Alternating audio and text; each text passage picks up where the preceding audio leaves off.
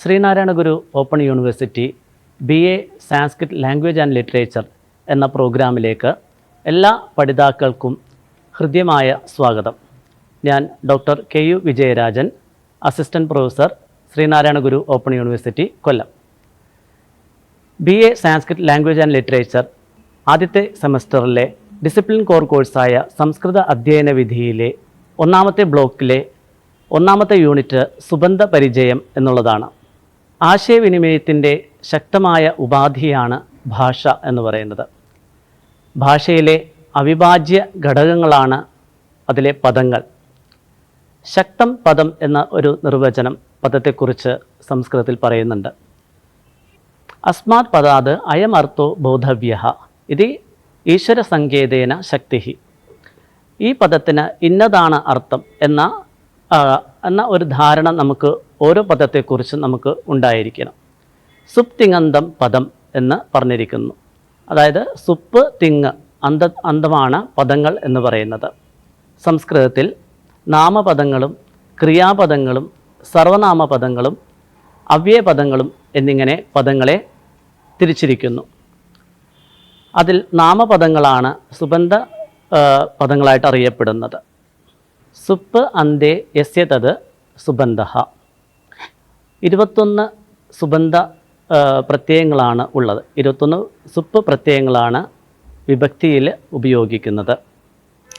നാമപദങ്ങളെ അവയുടെ അർത്ഥ വ്യതിയാനത്തിനനുസരിച്ച് ഭാഷയിൽ ഉപയോഗിക്കുന്ന രീതി അനുസരിച്ച് 7 വിഭക്തികളായിട്ട് സംസ്കൃതത്തിൽ തിരിച്ചിരിക്കുന്നു. പ്രഥമ, ദ്വിതീയ, തൃതീയ, ചതുർത്ഥി, പഞ്ചമി, ഷഷ്ടി, സപ്തമി എന്നിവയാണ് സംസ്കൃതത്തിലെ വിഭക്തികൾ. പ്രഥമ വിഭക്തിയുടെ മറ്റൊരു വകഭേദമാണ് സംബോധന പ്രഥമ എന്നുള്ളത്. അതോടൊപ്പം തന്നെ അറിഞ്ഞിരിക്കേണ്ട മറ്റൊന്നാണ് ഏകവചനം, ദ്വിവചനം, ബഹുവചനം എന്നുള്ളത്. മറ്റെല്ലാ ഭാഷയിലും ഏകവചനവും ബഹുവചനവും മാത്രമേ നമുക്ക് കാണാൻ സാധിക്കുകയുള്ളൂ.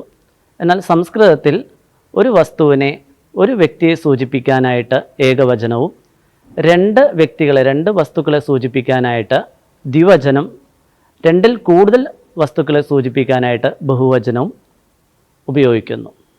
അപ്പോൾ ഏകവചനം, ദ്വിവചനം, ബഹുവചനം, ഈ ഒരു അറിവും നമുക്ക് വിഭക്തിയുടെ അറിവിൽ നമുക്കുണ്ടായിരിക്കണം. അതിൽ നമുക്ക് അജന്ത പുല്ലിംഗ ശബ്ദങ്ങളാണ് ഒന്നാമത്തെ യൂണിറ്റിൽ പഠിക്കുന്നത്. എന്താണ് അജന്ത പുല്ലിംഗ ശബ്ദം? അച്ച് അന്തത്തിൽ വരുന്ന ശബ്ദങ്ങളെയാണ് അജന്ത പുല്ലിംഗ ശബ്ദങ്ങളെന്ന് പറയുന്നത്. അച്ച് എന്ന് പറയുന്നത് സ്വരങ്ങളെയാണ് അച്ചെന്ന് പറയുന്നത്. അപ്പോൾ സ്വരത്തിൽ അവസാനിക്കുന്ന പദങ്ങളെയാണ് അജന്ത ശബ്ദങ്ങളെന്ന് പറയുന്നത്. ഉദാഹരണത്തിന് രാമ എന്ന പദം നമ്മൾ എടുക്കുമ്പോൾ ര് അധികം ആ അധികം മ അധികം അ. അപ്പോൾ അവസാനം വന്നിരിക്കുന്ന ആ എന്നുള്ള അക്ഷരമാണ്. അപ്പോൾ അതുകൊണ്ട് രാമശബ്ദം അകാരാന്തം, അതായത് ആയിൽ അവസാനിക്കുന്ന പദം ആയതുകൊണ്ട് രാമശബ്ദത്തെ അകാരാന്ത രാമശബ്ദമെന്ന് പറയുന്നു. അപ്പോൾ അതുപോലെ തന്നെ ബാല, കൃഷ്ണ, അങ്ങനെ ഇതെല്ലാം അവസാനിക്കുന്നത് ആയിലാണ്.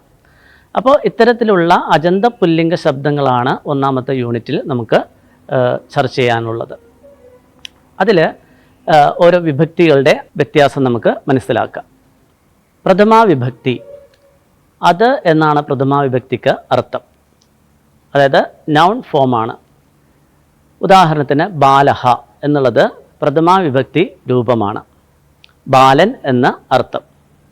രണ്ടാമത്തത് ദ്വിതീയ വിഭക്തി. ദ്വിതീയ വിഭക്തി എന്ന് പറയുമ്പോൾ അതിനെ എന്നുള്ള അർത്ഥത്തിലാണ് ദ്വിതീയ വിഭക്തി ഭാഷയിൽ ഉപയോഗിക്കുന്നത്. ടു എന്നുള്ള അർത്ഥത്തിലാണ് ദ്വിതീയ വിഭക്തി ഉപയോഗിക്കുന്നത്.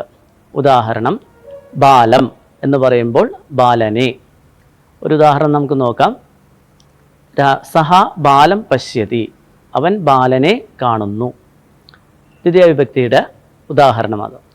തൃതീയ വിഭക്തി എന്ന് പറയുമ്പോൾ ദിനാൽ എന്നുള്ള അർത്ഥത്തിൽ, അല്ലെങ്കിൽ ബൈ ഓർ വിത്ത്, അതിനോടൊപ്പം എന്നുള്ള അർത്ഥത്തിലാണ് തൃതീയ വിഭക്തി ഉപയോഗിക്കുന്നത്. ബാലേന എന്ന് പറയുമ്പോൾ ബാലനാൽ, അല്ലെ ബാലനോടൊപ്പം എന്നുള്ള അർത്ഥത്തിലാണ് തൃതീയ വിഭക്തി ഉപയോഗിക്കുന്നത്. സഹ ബാലേന സഹ ഗച്ഛതി, അവൻ ബാലനോടൊപ്പം പോകുന്നു. ഇതാണ് തൃതീയ വിഭക്തിയുടെ അർത്ഥം. ചതുർത്ഥി വിഭക്തി ഉപയോഗിക്കുന്നത് ആയിക്കൊണ്ട് എന്നുള്ള അർത്ഥം കിട്ടാൻ വേണ്ടിയിട്ടാണ് ചതുർത്ഥി വിഭക്തി ഉപയോഗിക്കുന്നത്. ഫോർ എന്നുള്ള അർത്ഥത്തിലാണ് ഇംഗ്ലീഷിൽ പറയുക. ബാലായ എന്ന് പറയുമ്പോൾ ബാലനായിക്കൊണ്ട്, സഹ ബാലായ അല്ലെങ്കിൽ പിതാ ബാലായ പുസ്തകം ദദാതി, അച്ഛൻ ബാലനായിക്കൊണ്ട് പുസ്തകം കൊടുക്കുന്നു.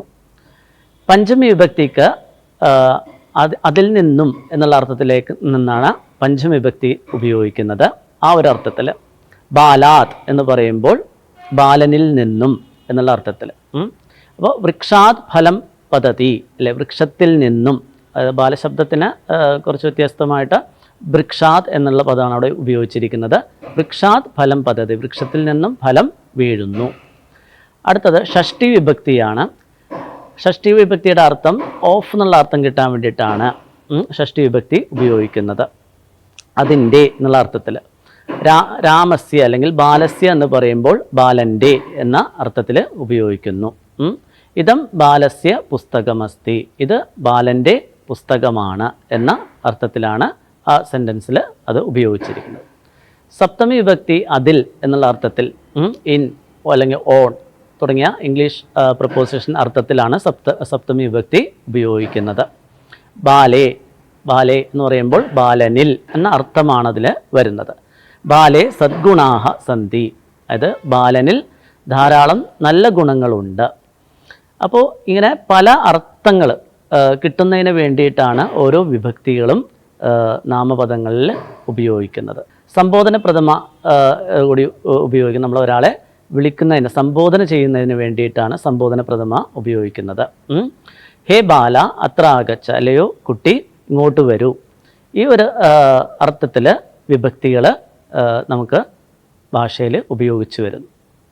അപ്പോൾ ഞാൻ നേരത്തെ സൂചിപ്പിച്ച പോലെ തന്നെ ഏകവചനം, ദ്വിവചനം, ബഹുവചനം, അവയുടെ ഏകവചന രൂപമാണ് നമ്മൾ പഠിച്ചത്. ഇപ്പോൾ ബാലഹ എന്ന് പറയുമ്പോൾ ബാലൻ, അല്ലെങ്കിൽ ബാലം, ദ്വിതീയ വിഭക്തിയിൽ ബാലം നമ്മൾ ഉപയോഗിക്കുമ്പോൾ ബാലനെ, തൃതീയയിൽ ബാലേന ബാലനാൽ, ചതുർത്ഥിയിൽ ബാലായ ബാലനായിക്കൊണ്ട്, പഞ്ചമി ബാലാത് ബാലനിൽ നിന്നും, ബാലേ ബാലസ്യ ഷഷ്ടി ഉപയോഗിച്ചു വരുന്നു, സപ്തമി ബാലേ എന്ന് ഉപയോഗിച്ചിരുന്നു. അപ്പോൾ അതിൻ്റെ എല്ലാം ഏകവചന രൂപമാണ് നമ്മൾ നേരത്തെ ചർച്ച ചെയ്തത്. അടുത്തതായി അതിൻ്റെ ദ്വിവചനവും ബഹുവചനം. അതായത് ബാലഹ എന്ന് പറയുമ്പോൾ ബാലൻ, ബാലോ എന്ന് പറയുമ്പോൾ രണ്ട് ബാലന്മാർ, ബാലാഹ അതിൻ്റെ ബഹുവചനം ബാലന്മാർ. ഇനി ബാലം, ദ്വിതീയ വിഭക്തി ബാലം എടുക്കുമ്പോൾ ബാലനെ, അതിൻ്റെ ദ്വിവചനം ബാലോ, അതിൻ്റെ ബഹുവചനം ബാലാൻ. അപ്പോൾ കുറേ ബാലന്മാരെ എന്ന അർത്ഥത്തിൽ ഉപയോഗിക്കുന്നു. അടുത്തത് തൃതീയ ബാലേന എന്ന് പറയുമ്പോൾ ബാലനാൽ, ബാലാഭ്യാം എന്ന് പറയുമ്പോൾ രണ്ട് ബാലന്മാരാൽ, ബാലൈഹി എന്ന് പറയുമ്പോൾ ബാലന്മാരാൽ. ചതുർത്ഥിയിൽ ബാലായ ഏകവചനം, അതിൻ്റെ ദ്വിവചനം ബാലാഭ്യാം രണ്ട് ബാലന്മാർക്കായിക്കൊണ്ട്, അതിൻ്റെ ബഹുവചനം ബാലേഭ്യഹ കുറേ ബാലന്മാർക്കായിക്കൊണ്ട്.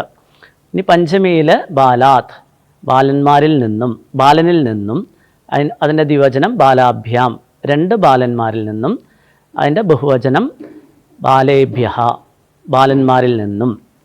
അടുത്തത് ഷഷ്ടി ബാലസ്യ ബാലൻ്റെ, അതിൻ്റെ ദ്വിവചനം ബാലയോഹോ രണ്ട് ബാലന്മാരുടെ, അതിൻ്റെ ബഹുവചനം ബാലാനാം കുറേ ബാലന്മാരുടെ. അടുത്തത് അതിൻ്റെ സപ്തമി ഏകവചനം ബാലനിൽ, അതിൻ്റെ ദ്വിവചനം ബാലയോഹോ രണ്ട് ബാലന്മാരിൽ, അതിൻ്റെ ബഹുവചനം ബാലേഷു കുറേ ബാലന്മാരിൽ. അതിൻ്റെ സംബോധന പ്രഥമം വരുന്നത് ഹേ ബാല അല്ലയോ ബാല, അതിൻ്റെ ദ്വിവചനം ഹേ ബാലോ ഹേ ബാലാഹ. അപ്പോൾ ഈ ഒരു ബാലശബ്ദം നമുക്ക് നന്നായിട്ട് ഹൃദ്യസ്ഥമാക്കി കഴിഞ്ഞാൽ, നന്നായിട്ട് പഠിച്ചു കഴിഞ്ഞാൽ, ഇത്തരത്തിൽ മനസ്സിലാക്കി പഠിച്ചു കഴിഞ്ഞാൽ ഇതുമായിട്ട് ഇതേ സാമ്യമായിട്ടുള്ള അനേകം ശബ്ദങ്ങൾ, അതായത് അകാരാന്തത്തിൽ അവസാനിക്കുന്ന എല്ലാ ശബ്ദങ്ങളും നമുക്ക് ഈ ബാലശബ്ദം പോലെ തന്നെ പറയാനായിട്ട് സാധിക്കും. അപ്പോൾ അവയുടെ പ്രയോഗങ്ങൾ നമ്മൾ അത് കൃഷ്ണശബ്ദം, രാമശബ്ദം, ഇതെല്ലാം നമ്മൾ ഒരു ശബ്ദം പഠിച്ചു കഴിഞ്ഞാൽ ആ ശബ്ദങ്ങളൊക്കെ തന്നെ നമുക്ക് അത്തരത്തിൽ പറയാനായിട്ട് സാധിക്കും. അടുത്തത് ഹരിശബ്ദമാണ്. ഇതേ വിഭക്തിയുടെ ഇതേ അർത്ഥങ്ങൾ തന്നെയാണ് എല്ലാ ശബ്ദത്തിനും വരുന്നത്.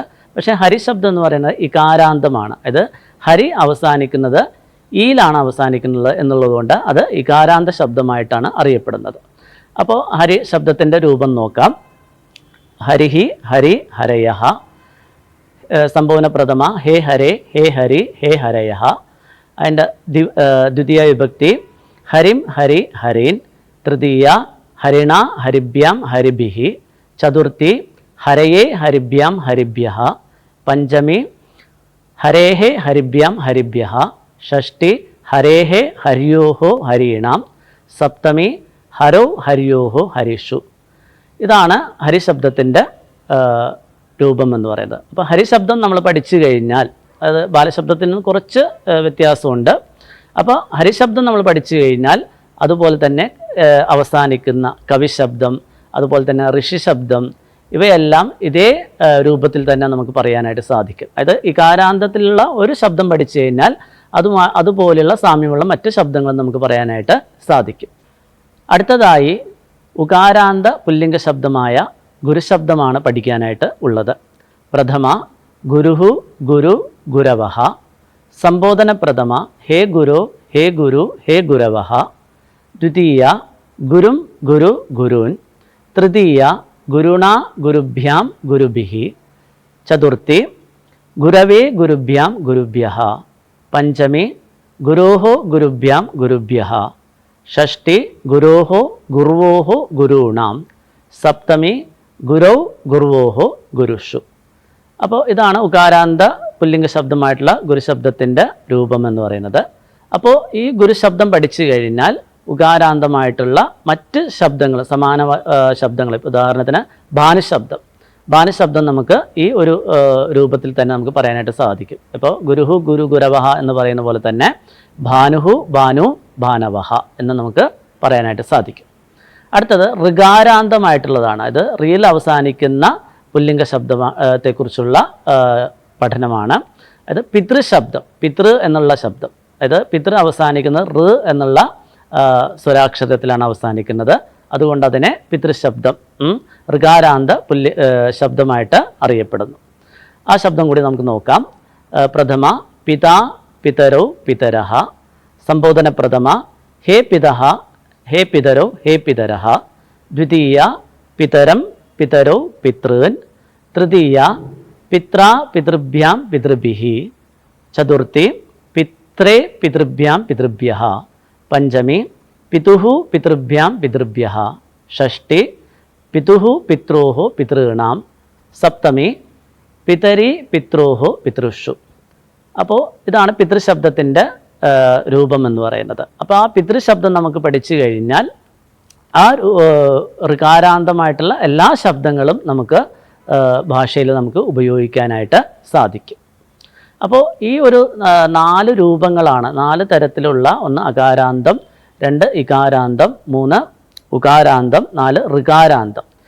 ഇവയാണ് ഈ 4 അജന്ത പുല്ലിംഗ ശബ്ദങ്ങളാണ് ഈ യൂണിറ്റിൽ നമുക്ക് പഠിക്കാനായിട്ട് ഉള്ളത്. ഇവ പഠിച്ചു കഴിഞ്ഞാൽ, ഈ വിഭക്തികളുടെ രൂപം നമുക്ക് പഠിച്ചു കഴിഞ്ഞാൽ അത് സംസ്കൃത ഭാഷയിൽ നമുക്ക് ഭാഷയിലെ ആശയവിനിമയത്തിലും ഭാഷ നമുക്ക് നന്നായിട്ട് കൈകാര്യം ചെയ്യാനായിട്ട് നമ്മളെ ഇത് പ്രാപ്തരാക്കുന്നു.